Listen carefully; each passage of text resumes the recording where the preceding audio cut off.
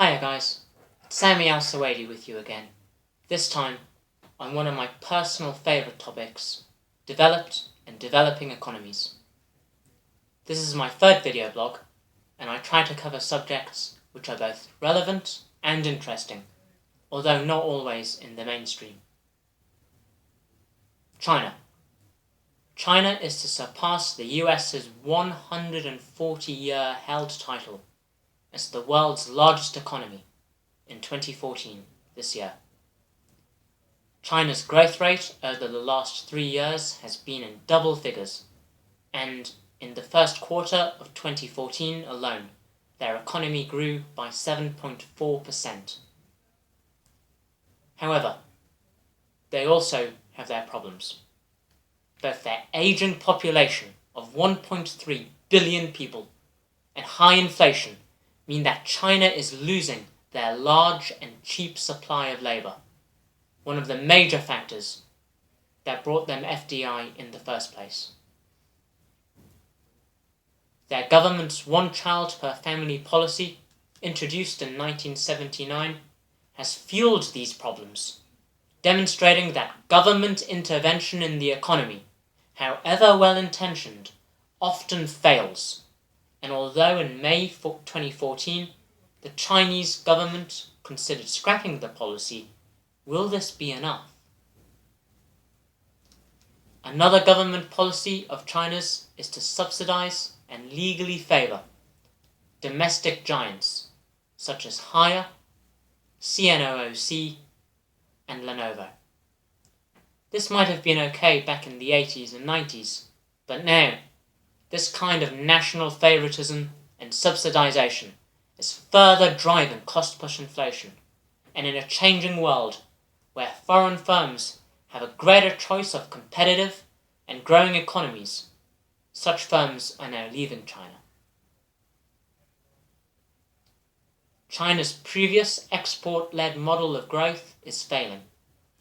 In the first quarter of 2011, China reported their first trade deficit in the previous 7 years. China, the largest consumers of luxury goods in the world, has now entered the age of mass consumption. China, the largest holders of US debt, is now an established player in the world, both politically and economically. Due to political tensions between Russia and the US, Russia and China's special relationship has strengthened in the last month, including key events such as the signing of a $400 billion natural gas deal and an agreement that they would trade in their own domestic currencies, undermining the power of the US dollar. Other BRIC economies have a desire to do the same, which will further cripple US and traditional Western influence on the markets. Russia and China's relationship is now the strongest it has ever been, and is likely to become even stronger, driven by Russia's effort to further humiliate the US. Examples of where Russia has put the US, including President Barry and his team of jokers, in an awkward position include the 2007 US-Russia energy crisis, the Snowden affair, hypocrisy on gay rights, and Ukraine. Just a few days ago, Russia, Belarus, and Kazakhstan signed a trade bloc deal forming the Eurasian Economic Union, which will vastly improve trade between the nations, lowering protectionism. While the US has been imposing sanctions over Ukraine, Russia has been looking elsewhere to expand their political and economic influence, moving away from traditional Western powers. India. Historically, India has used the same model of growth as China, and today, in 2014, this model of growth has not completely failed, but is getting increasingly difficult where more countries are entering industrialization. In a critical time for India's development, their corrupt government officials and weak political prowess overall have hindered economic growth. However, Since 2006, journalism has taken an important role in politics, especially with Times Now editor-in-chief and anchor Arnab Goswami and his show The NewsHour. Goswami's distinct and no-nonsense style of debate forces politicians to think twice about their actions, being held accountable in front of millions of viewers. Although former PM Manmohan Singh has been quoted as being one of the most honest and decent people in India, his inability to take firm decisions and silence on important issues severely and adversely affected India's potential for growth.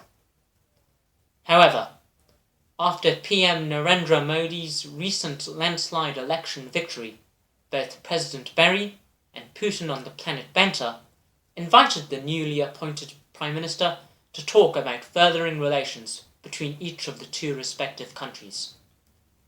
President Barry forgot that the US had a ban on Modi entering the country, and at the same time, Putin further clarified his intentions to strengthen ties between the two countries. Modi has openly stated that Russia, China, and Japan are key players for India to cooperate with, not the US, which he has put off visiting until September. Modi's direct and strong leadership will ensure that India regains its much-needed strength as a political and economic mammoth. Africa. The African continent is one of the world's biggest economic powerhouses. In 2013, Africa's growth rate was 4%, 1 whole percentage point above the world average. Africa accounts for 10% of global oil reserves, and according to current estimates, by 2025, the 13 largest cities in Africa, including Johannesburg and Nairobi, will have a GDP of $1 trillion. In April 2014, many African countries revised their GDP figures in order to measure their economies more accurately. In this process, Kenya's GDP increased by 20%, and Nigeria increased by 89%, the latter overtaking South Africa as the continent's largest economy.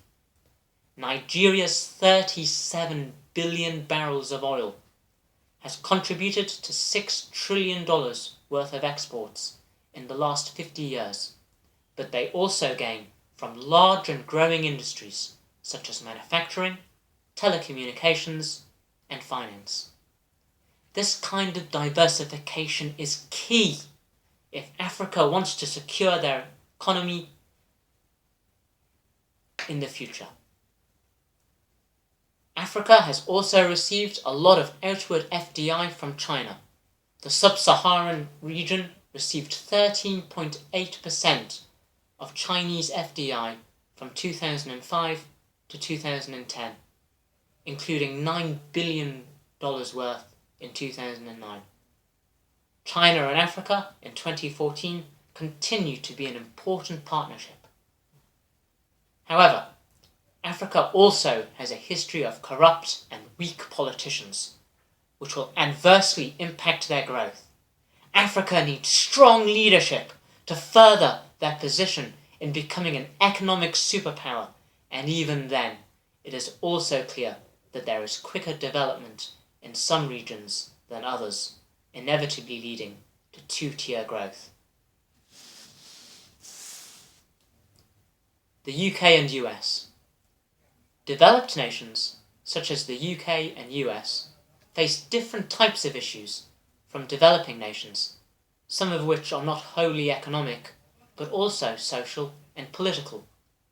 Very recently, UKIP, United Kingdom Independence Party, made big news when they won the European elections, earning themselves a seat in the European Parliament.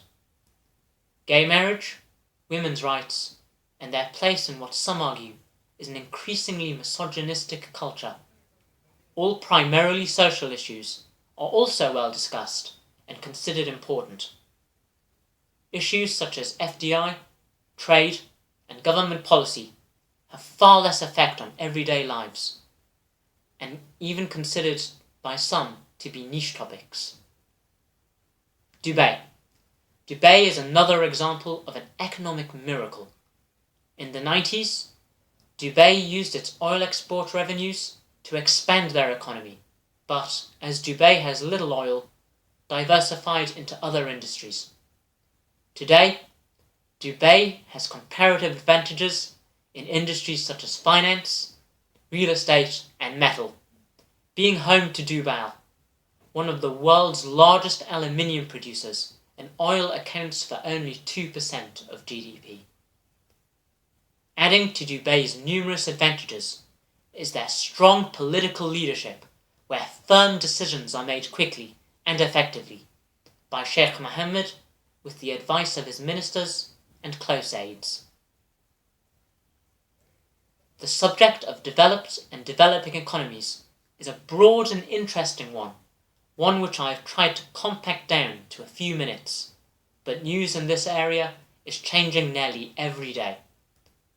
In evaluation, Russia's extensive trade deals with the Eastern world, including the Eurasian Economic Union, is a sign of yet further trade agreements to be signed, and this economist predicts that it won't be long until Russia, China, and India also have their own official trade bloc. The strength of a developing economy is not solely determined by wholly economic factors, but is also intrinsically linked with political factors such as strength of leadership. That's me on developed and developing economies. Thanks for watching. If you have any suggestions, including topics that you'd like to see from me in the future, pop them in the comments section below. Thank you and take care.